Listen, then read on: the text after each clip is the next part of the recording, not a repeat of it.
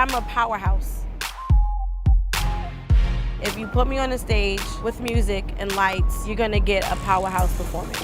I dance from my soul.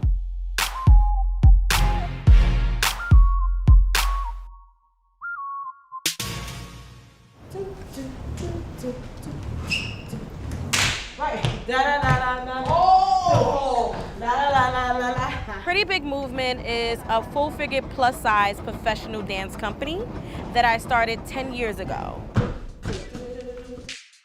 It is my baby. I eat, sleep, and breathe Pretty Big.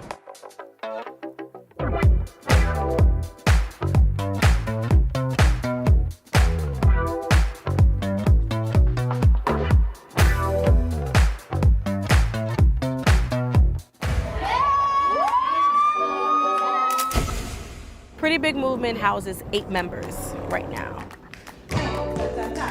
8 vibrant, lovely, beautiful, curvy, plus-size professional dancers. These 8 women, including myself, have rode this journey with me, and I'm so grateful for them. They inspire me. Da da da da da da da boom. Hi, I'm Pretty Big Mocha. I'm Pretty Big Z. What's up, y'all? My name is Baby Girl. My name is Breezy. I'm Pretty Big Rev. My name is Tease. I'm pretty good.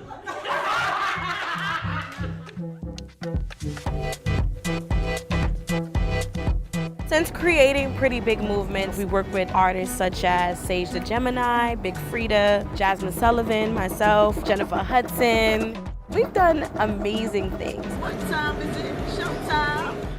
I just wanted to get bigger, bigger, and bigger. That's why it's called Pretty Big. So always think big, lead with your heart, lead with love, and stay true to yourself.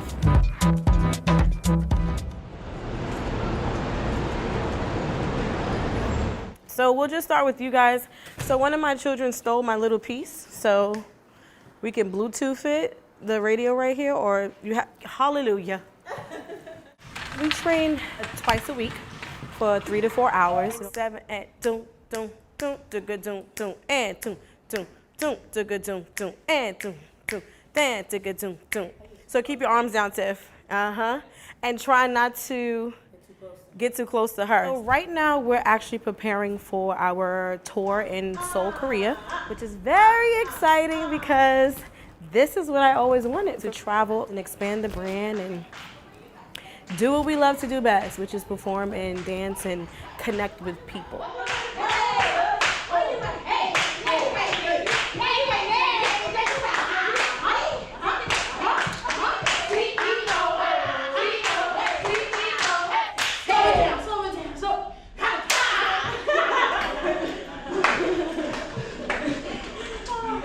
That was good. Thank you.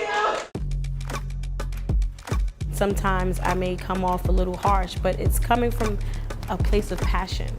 This is what I do, this is what I wake up with, this is what I go to sleep, and I think about what is the next thing that I want to do. Dance is just in my blood, it's in my spirit, it's in my veins. I've been working as a professional dancer since 2007. My first major gig was with Beyonce. I did 2 music videos, which was Get Me Body and Green Light. So that was an amazing experience.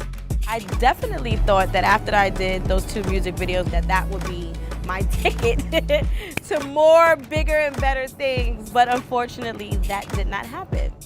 At the time, I was auditioning and they just said, you know, she's good, but you know, what do we do with her?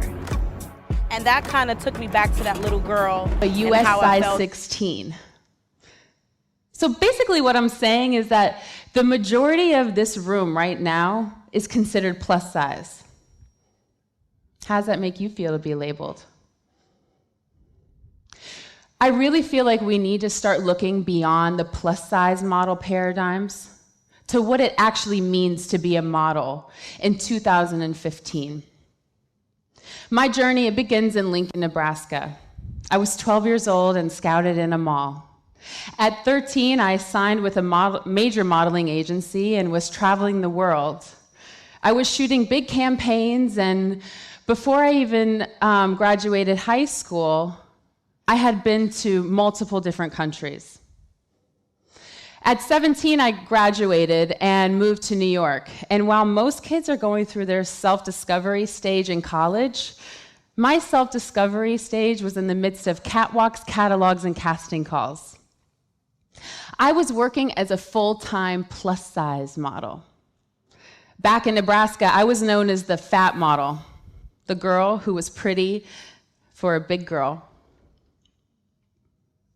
I always hated answering that question, what do you do for a living? I would see that person's eyebrow raise as I would reply, I'm a model. I'd have to quickly qualify with, well, I'm a plus-size model. In fact, here's my very first editorial for YM Magazine. And you are reading it correctly, Cantaloupe's Large Breasts. I was helping women across America at the age of 15 dress their big boobs. But you know what the first thing that someone in middle school pointed out to me, besides the obvious, was that fold above my knee, that fat fold above my knee. As a young model, my confidence was tugged at and pulled in all different directions. I struggled to achieve true confidence. I would go home and look in front of the mirror and only hate what I saw. And to fill the void on the inside, I began to cave to all the vices being thrown my way. Between the parties, the men, the alcohol, I was looking for self-love, for affirmation from somebody, when in reality, I didn't love who I was, and I couldn't seem to get a handle on regulating my own weight. I began to face my insecurities head on. And instead, I was filling my life with temporary fixes. I, like so many young women, have struggled to love who I am. And Dove's global report on attitudes towards beauty actually did a survey with thousands of women in 10 different countries. And you know what the most striking result was? That only 2% of women find themselves beautiful. 2%. We need to work together to redefine the global vision of beauty. And it starts with becoming your own role model. As a curvy woman, it was the assumption that I should look up to Marilyn Monroe or Jennifer Lopez, mainly because they were two of the most notable curvy women in the public eye that were being praised for their curves. But these weren't my role models. Not obese. I'm a plus-size, curvy lady. Do you find the term obese offensive and insensitive, unpleasant? I find it very offensive. Yeah. It's just not a nice word. Why do we have to be labelled with that word?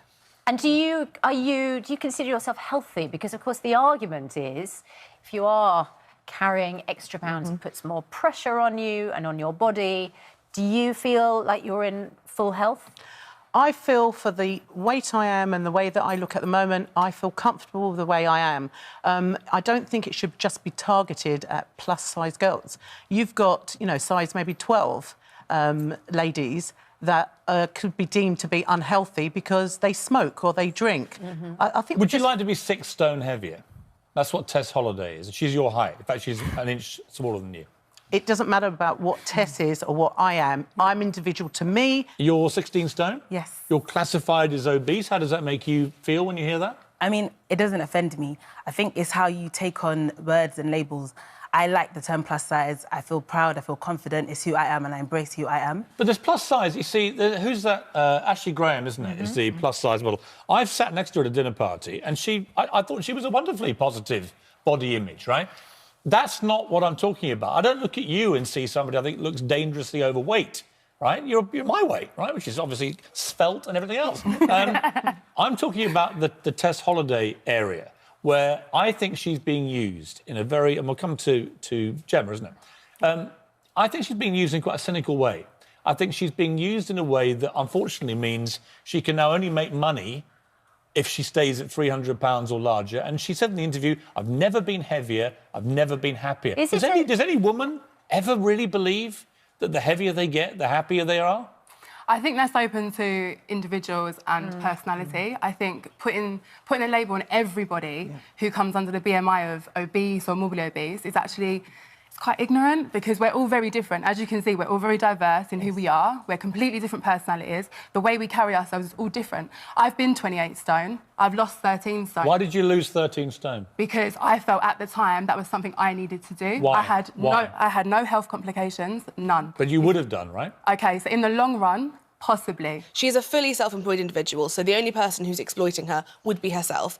If you The magazines are exploiting her. But she makes all the money. It's her brand. It's her. It's her. But Cosmo are making money too. Yeah, but off her, she's getting paid. They're But deliberately using her to but make just money. Pausing that for 1 second, you know how the celebrity industry works. If she were to lose £300, she'd be dead. If she were to lose £100, the money she would make off that, she could double her income by doing a weight loss DVD, by selling her soul. So why don't we by encourage her writing to a do book. that? Because she doesn't want to. She does But want also, to. I don't believe that. But this is my thing. Why are you so obsessed with her? I'm obsessed with her. You are obsessed with her. And it's a little bit I had weird. literally until the start of September, which is literally a few weeks ago, I'd never heard of her. And since the start of September, I get you've back from talked a lot holiday, I about see her. the cover of Cosmo, and I'm like, sorry, what's going on here? Have and I you read followed Cosmo. her journey, though? Have you followed her journey ever? Have you gone back and researched anything? Because there are actually posts where she's in the gym and she's eating healthy. It's not all... She has a personal trainer. She does. She works That's out. what she does. I've just seen her post videos of her munching cake with her bare Okay, hands. Dr. Not about just eating. I'm serious. And then she said to someone this morning, It's I also didn't eat about all the mental cake. health as well. Some Miriam. people like a Big Mac, some people like cake. I found when I Can I just ask a question of Dr. Miriam Yes, Stoppard? you may, Suzanne. These lovely women here, even though Helen has already objected to the word obese, but as Piers points out, obese is technically a category when you're judging BMI. Is it dangerous, bad for your health? Is the Tess holiday cover actually promoting something that is not a good idea?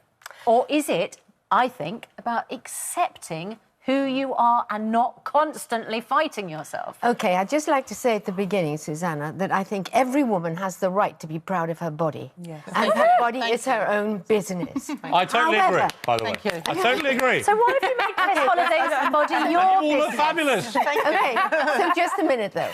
I am bothered by things like the cover of Cosmo, because I think it glorifies and glamorizes, and I'm going to use the word, obesity.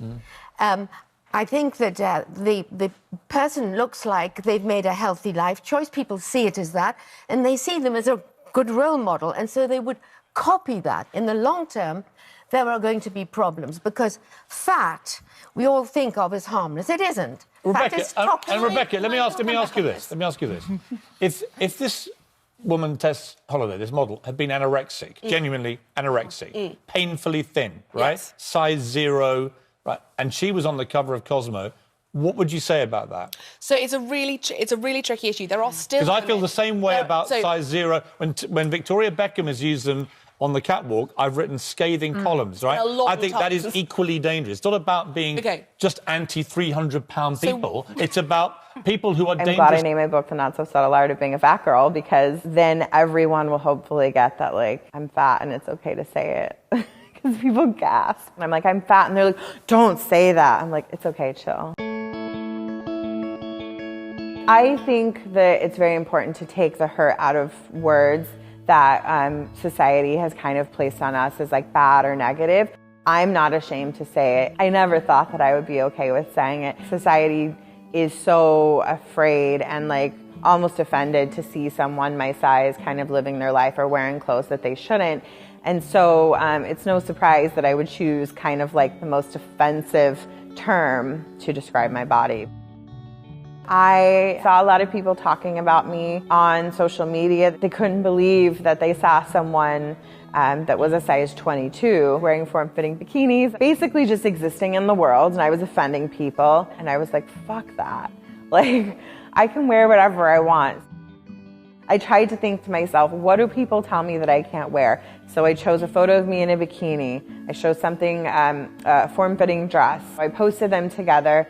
And I said, I'm really tired of society telling me what I should and shouldn't wear. I said, if you agree, post a picture of something that terrifies you or something that makes you feel good, and hashtag F your beauty standards. I never would have imagined that it would have taken off the way it did, and it made me feel less alone in the community and world. Growing up, it wasn't unusual to be big, but for some reason, I got singled out all the time. I wore whatever I wanted. We also didn't have much money. A lot of my clothes were hand-me-downs. I wish at that time that I could have said like, fuck you, this is my style and this is like who I am, but it shattered me. You would have thought that like little jabs that people were saying on the bus about my size or the way I looked wouldn't bother me, but it did. It affected me a lot. I turned to emotionally eating. I hid in my room a lot. I didn't have much friends. I was getting like death threats at school. They would put them in my mailbox. This was before you could just like, you know, drop it in somebody's DM. Like these people literally wrote a note and put it in my mailbox. That was like, they went out of their way to just be assholes.